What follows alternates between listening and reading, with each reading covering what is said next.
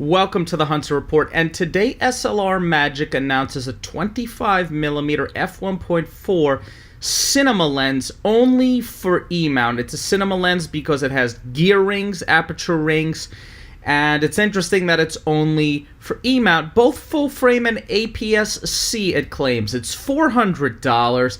It's shipping on June 1st, 2017. And let me try and answer the two questions you may have. Why is it $400 and why should you buy it? Question number one, why is it $400? Well, let's look at a similar lens from Canon, the 24mm f1.4, which is $1,549. Now, the Canon has a motor in it, whereas the SLR Magic does not.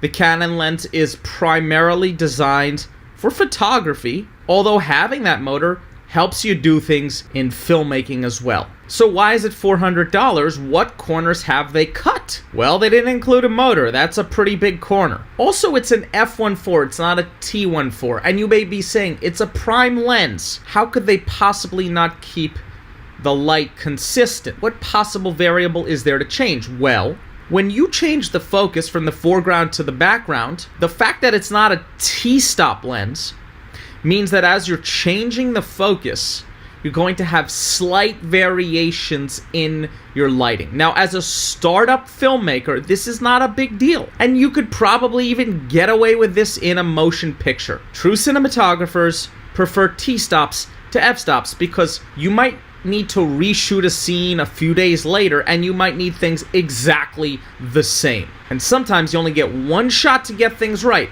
which is why professionals need T-stops. As you're coming up, as you're starting, it really doesn't matter. So since this is an F lens, and SLR Magic does make T-stop lenses, for example, their 35mm offering is a T-stop, I believe. And it's in the same price range of $400. Now you can get real cinema lenses with T-stops, and that starts around $2,000 for a prime lens. And it can go all the way up to $8,000 or $30,000, you know, for Cooks or for Leicas. But the question is, why do you want to buy this lens? The entire reason I made this video segment is that I'm interested in this lens. I like to shoot low light things, scenes, and there's a particular few locations I know of that have very low light. And I like the low light. And I've shot that with an f4 on a full frame Sony a7S II.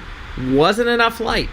Super noisy. So I want a nice 35 or 25 f1.4, t1.4, so I can go into these low light situations and just capture absolutely stunning visuals without breaking the bank. I'd be willing to pay $400 or $500 to put this in my permanent collection that I own. I call this the digital amateur novice range. It's about $500 per lens, prime lens, cinema targeted lenses. There's only two main games in town. There's SLR Magic and there's Rokinon and Samyang, which are the same company. And those are the only two companies that are targeting this. This is a new genre. This is really a new market segment. And I think it's a fantastic segment. It's targeting YouTubers who like to make cinema quality productions at a budget. It's fantastic. It's targeting, you know, social media people. And I think it's a fantastic new segment. And sometimes YouTubers go on and make videos for Snoop Dogg. It happened. It has happened. I'm not making this up. Alright, so this is the Hunter Report. Please subscribe. Please give me thumbs up. And check the description below if you want to pick up some of these sweet lens goodies. Thank you so much, and I'll see you soon.